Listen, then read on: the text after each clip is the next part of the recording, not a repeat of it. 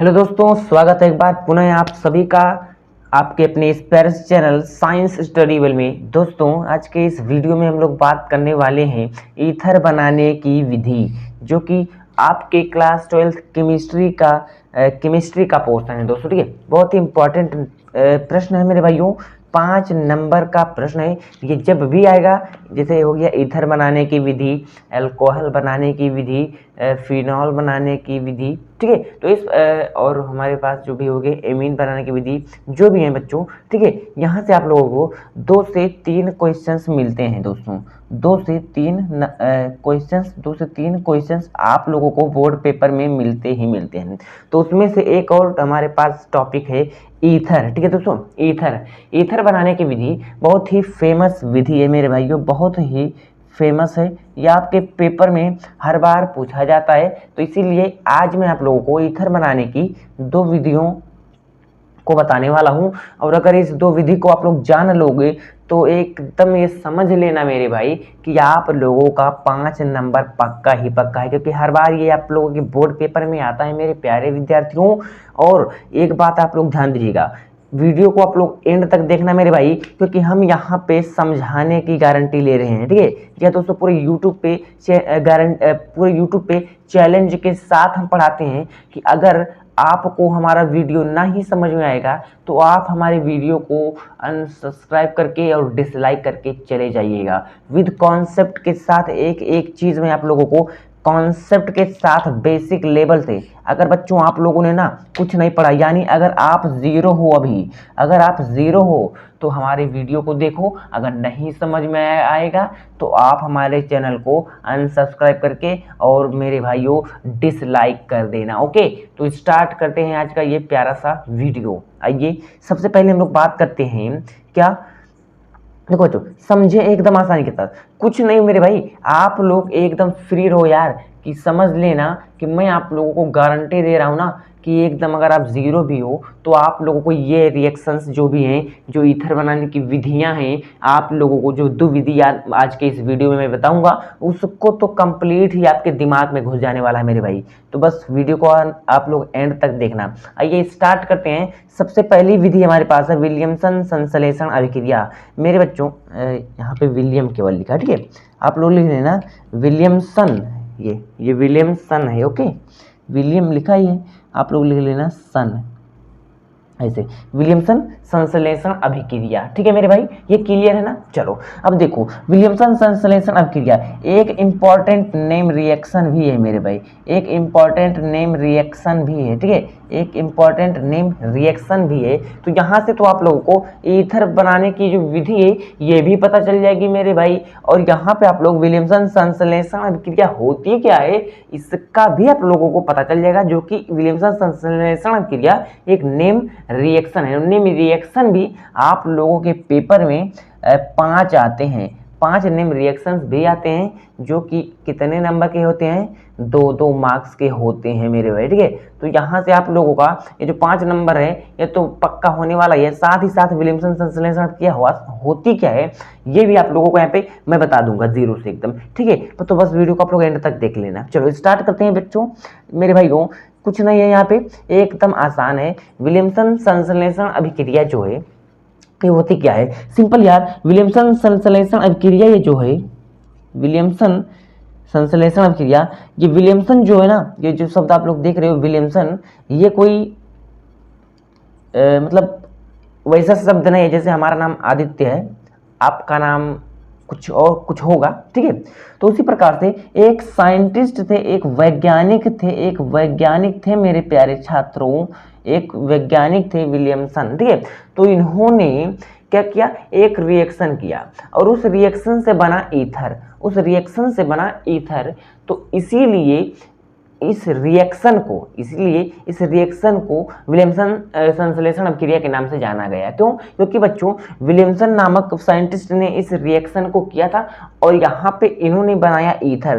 तो ईथर बनाने की पहली विधि हम लोग जानेंगे कि विलियमसन संश्लेषण अभिक्रिया के द्वारा, ठीक है। तो विलियमसन संश्लेषण अभिक्रिया क्या है ये तो समझ में आ गया आप लोगों को, अभी नहीं समझ में आएगा। विलियमसन का ये जो विलियमसन शब्द है इसका मीनिंग समझ में आ गया कि विलियमसन एक वैज्ञानिक थे, एक साइंटिस्ट थे और उन्होंने एक अभिक्रिया किया था एक रिएक्शन किया था, ठीक है। उसी रिएक्शन के बेस पर इस जो रिएक्शन है इसका नाम पड़ गया विलियमसन संश्लेषण अभिक्रिया। ओके, अब देखना ध्यान से, एक एक बातों को लिखते हुए चलना। देखो लिखा है सोडियम एल्कोऑक्साइड की क्रिया सिंपल एल्काइल हैलाइड के साथ कराने पर ईथर प्राप्त होता है। कुछ नहीं आप लोगों को करना है, सबसे पहले दो वर्डों पर आप लोगों को यहाँ पे ध्यान देना है। एक सोडियम एल्कोऑक्साइड की क्रिया एल्काइल हैलाइड से कराने पर, एल्काइल हैलाइड के साथ कराने पर हम लोगों को क्या प्राप्त होता है, ईथर प्राप्त हो जाता है। ओके भाइयों, आइए देखते हैं हम लोग कैसे कैसे ये जब क्रियाएं होती हैं। अब यहाँ पे आप लोगों को ये भी मैं पूरे ट्रिक के साथ बताने वाला हूँ कि कैसे आप लोग इसको लिखोगे। बच्चों लिखा है सबसे पहले सोडियम, तो आप लोगों को क्या करना है, सबसे पहले यहाँ पे लिखा है जैसे कि सोडियम, मैं ट्रिक के साथ बताने वाला हूँ, एकदम ट्रिकी भी है मेरे भाई, कॉन्सेप्ट के साथ साथ ट्रिकी भी है, concept with trick with concept, ठीक है। ध्यान से देखना, सोडियम एल्कोऑक्साइड, सोडियम का मतलब हो गया सिंपल Na, सोडियम हो गया हमारे पास, एल्क का मतलब हो गया मेरे प्यारे विद्यार्थियों R। अगर यहाँ पे आप लोग ध्यान से देखो, इसका मतलब हो गया, देखो सोडियम हो गया, तो सोडियम को आप लोग पीछे लिख दिए, ठीक है, सोडियम को आप लोग पीछे लिख देना। अब देखना एल्क का मतलब हो गया, यहाँ पे आप लोग लिखोगे एल्क, आगे एल्क हो गया ये, ठीक है। एल्क का मतलब होता है कि एल्केन्स मतलब जो हाइड्रोकार्बन्स होते हैं, जैसे methane, ethane, propane, butane, R के जगह पर एक आप लोग लिख सकते हो CH4 C2H6 C3H8, ये सब हाइड्रोकार्बन्स हैं। ओके, समझ में आ गई ना बातें, चलो वेरी गुड मेरे भाइयों। आर जहाँ पर क्या है, ये सब है CH4 C2H6 C3H8, इस तरीके से आप लोग लिख सकते हो। ओके, अब ध्यान से देखना, ये हमारे पास हो गया।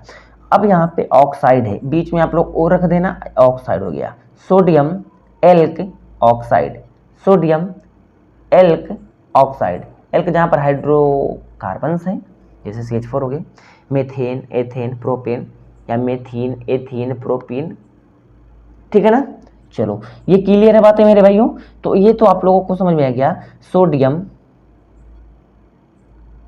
Sodium elk oxide. हिंदी में आप लोगों को इस तरीके से लिख सकते हो, हिंदी में भी हम लोग और इंग्लिश में भी इस तरीके से लिखते हैं। तो सोडियम एल्क ऑक्साइड का मतलब पता चल गया। इसकी क्रिया हम लोग करानी है एल्काइल हैलाइड से। एल्काइल हैलाइड का मतलब हो गया R बॉन्ड X, मान लो यहाँ पर R बॉन्ड X ले रहे हैं।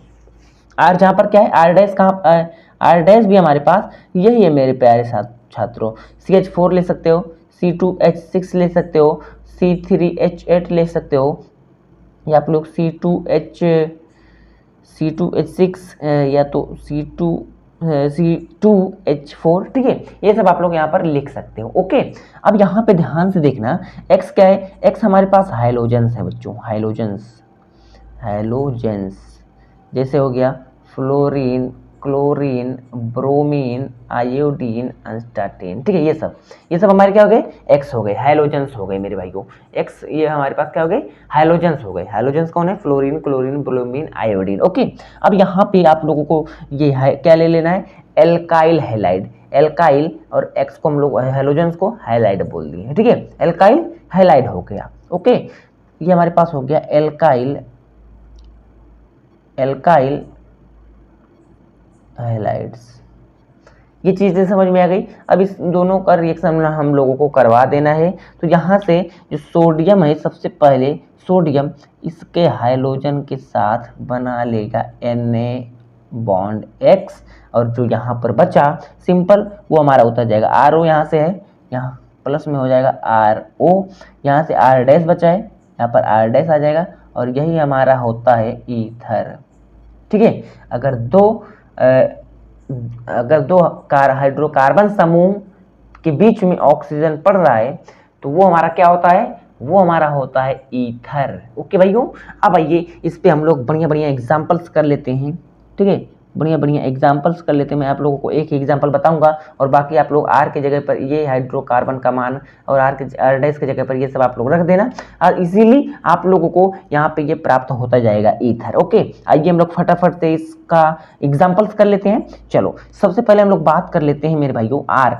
तो आर हमारे पास क्या है, आर हमारे पास हाइड्रोकार्बन है। हम लोग ले रहे हैं C2H6, ऐसे एक हाइड्रोजन निकलेगा तभी ऑक्सीजन के साथ ये बंध बनाएगा। ठीक है, तो यहाँ पर तो C2H5 और यहाँ से हो गया ONA।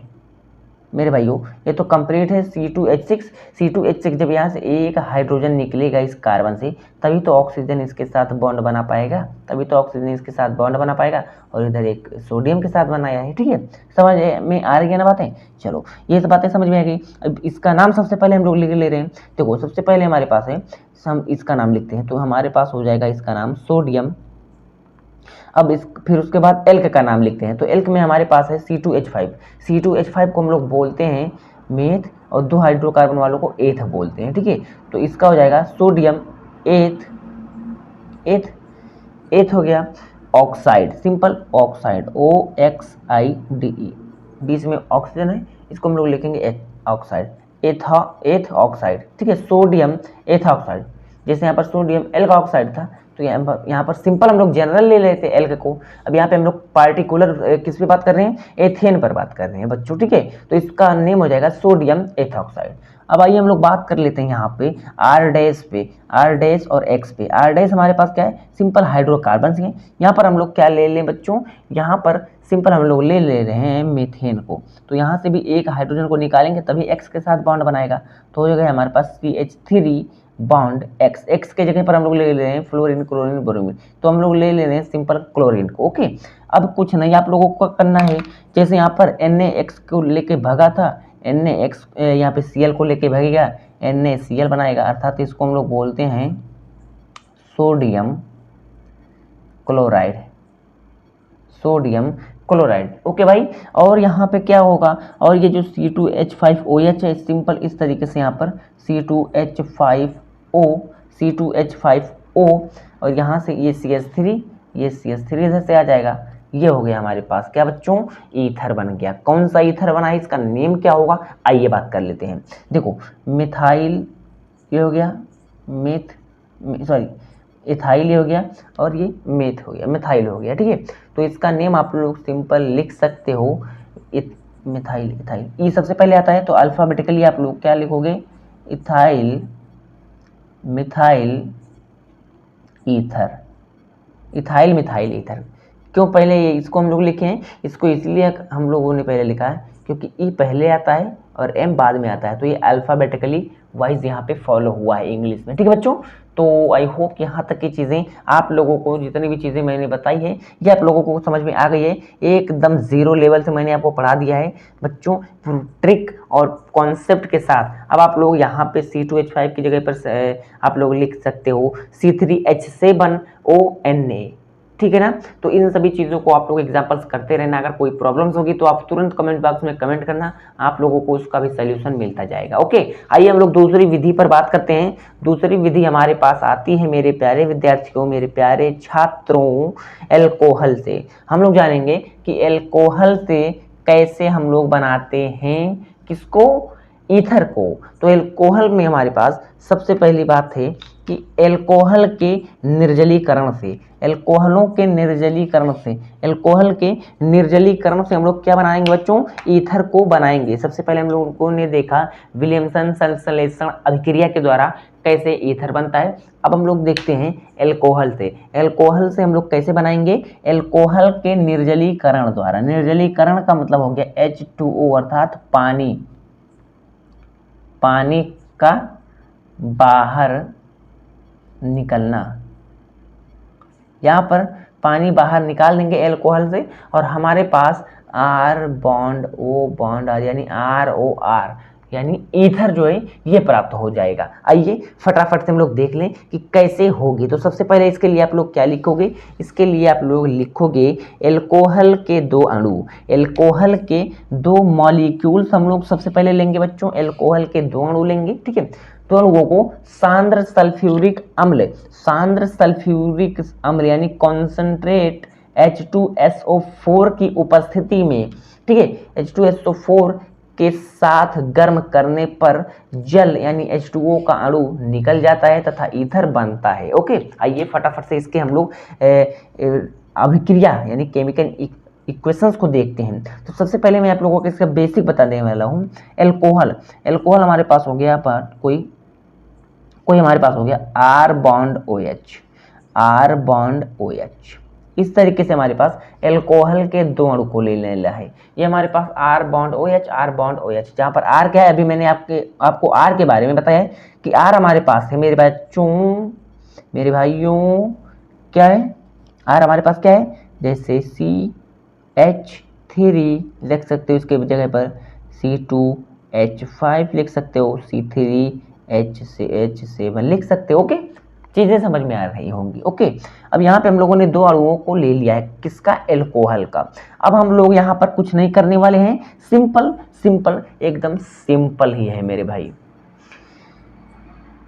बस आप लोगों को सांद्र H2SO4 अर्थात कॉन्सेंट्रेट H2SO4 को लेकर के 140 डिग्री सेल्सियस टेम्परेचर पर इसको गर्म कर देना है। 140 डिग्री सेल्सियस टेम्परेचर पर इसको आप लोगों को गर्म कर देना है और पुनः इसको क्या करना है दोस्तों, यहाँ से आप लोगों का जो आप लोग चाहते हो वही होने वाला है। यहाँ से OH, यहाँ से H, ये निकल करके सबसे पहले H2O बना लेगा और इसीलिए हम लोग बोलते हैं कि एल्कोहल के निर्जलीकरण द्वारा, एल्कोहल हमारे पास जब किसी भी कंपाउंड से H2O बाहर निकलेगा तो इसका मतलब हो रहा है बच्चों कि निर्जलीकरण हो रहा है। निर्जलीकरण का मतलब मैंने आपको बता दिया कि पानी का बाहर निकलना ही निर्जलीकरण कहलाता है। तो यहाँ से देखो, कॉन्सेंट्रेट H2SO4 के प्रेजेंस में 140 डिग्री सेल्सियस टेम्परेचर पे हम लोगों ने एल्कोहल के दो मॉलिक्यूल्स को गर्म कर दिया है और यहाँ से सबसे पहले तो H2O जो मॉलिक्यूल्स है हमारी, ये बाहर निकल जाएंगे बच्चों। क्यों? क्योंकि इस रिएक्शन में सबसे पहले हम लोग देखेंगे क्या हो रहा है, निर्जलीकरण हो रहा है। अभी जो एल्कोहल्स हैं उनका निर्जलीकरण है, यानी उनके कंपाउंड से H2O यानी पानी बाहर निकल रहा है भाई। ठीक है, ये बातें समझ में आ गई। अब यहाँ पर बच्चा R, देखो इसका भी बॉन्ड टूटा है तो प्लस में हो गया हमारे पास R, देखो इसका बॉन्ड टूटा है ये, और यहाँ से RO आएगा, यहाँ से O और फिर यहाँ से R, और ROR क्या होता है, ROR ये हमारा होता है ईथर। अब ये तो सिंपल उसका अभी बॉडी तैयार हुआ है। अब इस पे आप लोग अब तैयार कर सकते हो अपनी जो एग्जाम्पल्स हैं, ठीक है, उनको आप लोग यहाँ पर देख सकते हो। ये एक एग्जाम्पल इसका भी हम लोग कर लेते हैं। R के जगह पर मैंने सिंपल बता दिया CH3 C2H5 और क्या आप लोग लिख सकते हो C3H7। ओके, आइए C2H5 ही हम लोग लिख के देखते हैं। C2H5 देखो ध्यान से देखना, C2H5OH ये हो गया, ये हमारे पास हो गया C2H5OH। आप लोग चाहो तो यहाँ पे एक पर CH3 लिख सकते हो, एक पर C2H5, कोई दिक्कत नहीं है, कोई प्रॉब्लम नहीं है, आपको बनना ईथर ही है। ठीक है भाइयों, क्लियर है बातें। चलो क्या करना है, ये हम लोग रिएक्शन करवाएंगे कॉन्सेंट्रेट H2SO4 अर्थात सल्फ्यूरिक एसिड के प्रेजेंस में 140 डिग्री सेल्सियस टेम्परेचर पे हम लोग इसको हीट करेंगे मेरे भाई। तो यहाँ से क्या होगा, सबसे पहले OH और यहाँ से H तो निकलेंगे ही, तो यहाँ से हमारे पास बना लिए हैं H2O अर्थात है यहाँ पे जल बना लिए हैं, पानी बना लिए हैं। ओके, अब यहाँ पे क्या करना है, यहाँ पे हमारे पास हो गए C2H5, ये इस तरीके से हो गया, बीच में ऑक्सीजन है, ऑक्सीजन, और इधर हो गया C2H5, ये हमारे पास हो गया बच्चों ईथर, ये हमारे पास बन गया ईथर, ये हमारे पास बन गया ईथर। अब इस ईथर का नेम क्या है, तो इस ईथर का नेम हो जाएगा डाई एथाइल ईथर। डाई क्यों लगा, क्योंकि बच्चों इस ऑक्सीजन के दोनों साइड में ही सेम ग्रुप है, यानी जो हमारे एल्केन्स हैं सेम ग्रुप है C2H5। तो C2H5 जब दो कार्बन होता है किसी भी हाइड्रोकार्बन में, जब दो कंपाउंड होते हैं तो उसका नेम हो जाता है एथेन, तो उसको हम लोग बोलते हैं सिंपल इथाइल।